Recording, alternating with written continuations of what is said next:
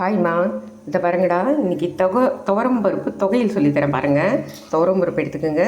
முதல்ல எண்ணெய் விட்டு துவரம் பருப்பை போட்டு மஞ்சத்தூள் போட்டு நல்லா இந்த மாதிரி பாருங்கடா, ரெட்டிஷாக வறுத்துருங்கடா. வறுத்துட்டு முக்கால் பாகம் ஆனதுக்கப்புறம் மிளகா போட்டுக்கோங்க. இல்லைன்னா மிளகா தீஞ்சு போயிடும். என்ன காரத்துக்கு ஏற்ற மாதிரி இதை பாருங்கள். புளியை ஊற வச்சுக்கோங்க, பூண்டை உரிச்சி வச்சுக்கோங்க. இவ்வளோ தாண்டா. இப்போ நம்ம என்ன பண்ணணும், இது கொஞ்சம் ஆறணும். என்ன எப்போவுமே மிக்சியில் போடும்போது சூடாக போடக்கூடாது. மிக்சி ஒரு பேராயிடும், பொருளும் கெட்டு போயிடும்.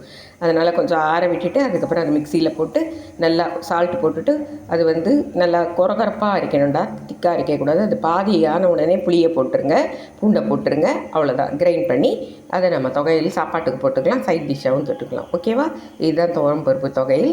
அதுக்கப்புறமா தக்காளி ரசம் வைக்க சொல்லித்தரேன். ரசம் எத்தனையோ வகை சொல்லித்தரேன்னு சொல்லுவேன் இல்லையா, அந்த மாதிரி தக்காளி ரசம் வைக்க சொல்லித்தரேன் பாருங்கள். பூண்டு எடுத்துக்கோங்க, அதே மாதிரி புளியை ஊற வச்சுக்கோங்க. தக்காளியை பாயில் பண்ண வச்சுருக்கேன். ஓகே, லைக் பண்ணுங்கள், ஷேர் பண்ணுங்கள், கற்றுக்குங்க.